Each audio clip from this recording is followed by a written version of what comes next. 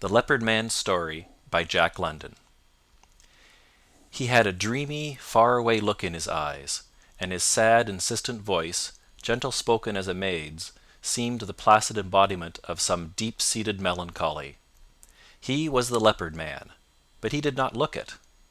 His business in life, whereby he lived, was to appear in a cage of performing leopards before vast audiences, and to thrill those audiences by certain exhibitions of nerve for which his employers rewarded him on a scale commensurate with the thrills he produced.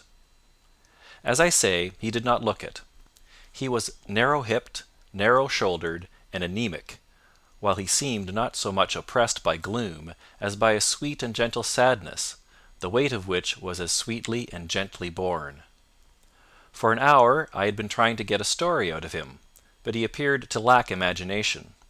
To him there was no romance in his gorgeous career, no deeds of daring, no thrills, nothing but a grey sameness and infinite boredom. Lions? Oh yes, he had fought with them. It was nothing. All you had to do was stay sober. Anybody could whip a lion to a standstill with an ordinary stick. He had fought one for half an hour once. Just hit him on the nose every time he rushed, and when he got artful and rushed with his head down, why, the thing to do was stick out your leg. When he grabbed at the leg, you drew it back and hit him on the nose again. That was all. With the faraway look in his eyes and his soft flow of words, he showed me his scars. There were many of them, and one recent one where a tigress had reached for his shoulder and gone down to the bone.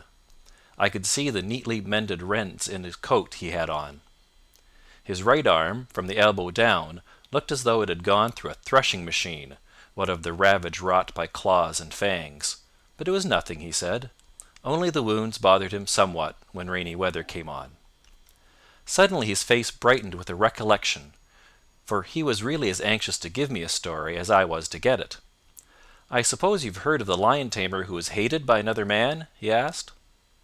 He paused and looked pensively at a sick lion in the cage opposite. "Got the toothache," he explained. Well, the lion-tamer's big play to the audience was putting his head in a lion's mouth. The man who hated him attended every performance in the hope sometime of seeing that lion crunch down. He followed the show about all over the country.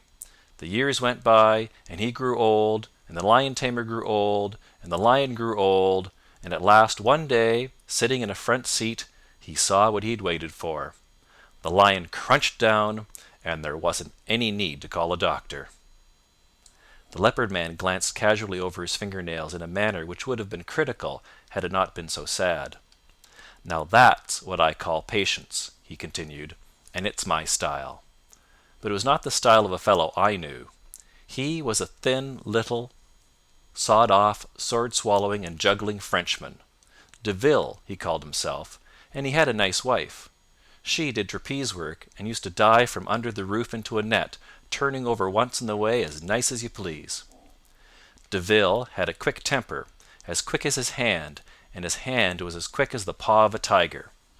One day, because the ringmaster called him a frog-eater or something like that, and maybe a little worse, he shoved him against the soft pine background he used in his knife-throwing act, so quick the ringmaster didn't have time to think, and there, before the audience, De Ville kept the air on fire with his knives, sinking them into the wood all around the ringmaster so close that they passed through his clothes, and most of them bit into his skin.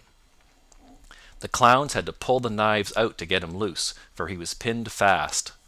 So the word went around to watch out for De Ville, and no one dared be more than barely civil to his wife, and she was a sly bit of baggage too, only all hands were afraid of De Ville. But there was one man, Wallace, who was afraid of nothing. He was the lion-tamer, and he had the self-same trick of putting his head into the lion's mouth. He'd put it into the mouths of any of them, though he preferred Augustus, a big, good-natured beast who could always be depended upon. As I was saying, Wallace, King Wallace we called him, was afraid of nothing alive or dead.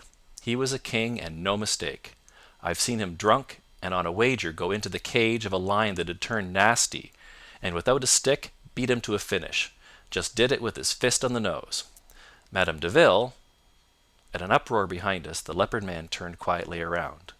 It was a divided cage, and a monkey, poking through the bars and around the partition, had had its paw seized by a big grey wolf, who was trying to pull it off by main strength.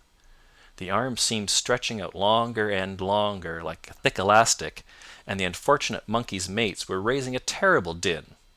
No keeper was at hand, so the Leopard Man stepped over a couple of paces, dealt the wolf a sharp blow on the nose with the light cane he carried, and returned with a sadly apologetic smile to take up his unfinished sentence as though there had been no interruption.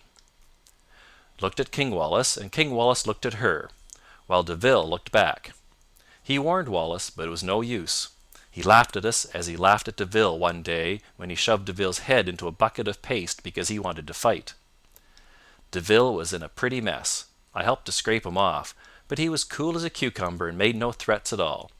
But I saw a glitter in his eyes which I had seen often in the eyes of wild beasts, and I went out of my way to give Wallace a final warning.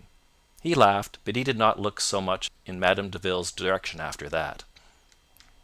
Several months passed by. Nothing had happened, and I was beginning to think it all a scare over nothing. We were west by that time, showing in Frisco. It was during the afternoon performance, and the big tent was filled with women and children, when I went looking for Red Denny, the head canvas man, who had walked off with my pocket-knife. Passing by one of the dressing tents, I glanced in through a hole in the canvas to see if I could locate him. He wasn't there, but directly in front of me was King Wallace, in tights, waiting for his turn to go on with his cage of performing lions. He was watching with much amusement a quarrel between a couple of trapeze artists. All the rest of the people in the dressing tent were watching the same thing, with the exception of de Ville, whom I noticed staring at Wallace with undisguised hatred. Wallace and the rest were all too busy following the quarrel to notice this or what followed. But I saw it through the hole in the canvas.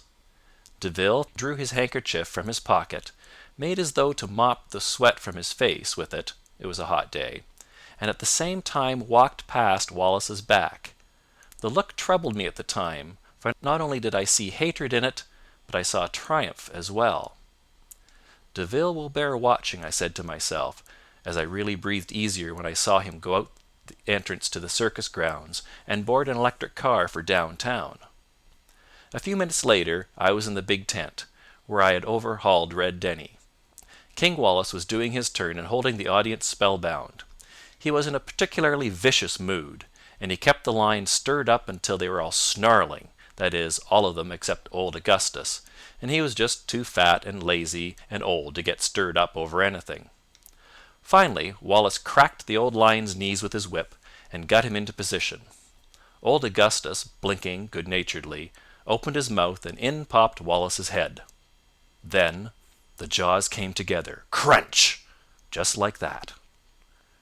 The Leopard Man smiled in a sweetly wistful fashion, and the faraway look came into his eyes. And that was the end of King Wallace, he went on in his sad, low voice. After the excitement cooled down, I watched my chance and bent over and smelled Wallace's head. Then I sneezed. It was, I queried with halting eagerness. Snuff that de Ville dropped on his hair in the dressing tent. Old Augustus never meant to do it. He only sneezed.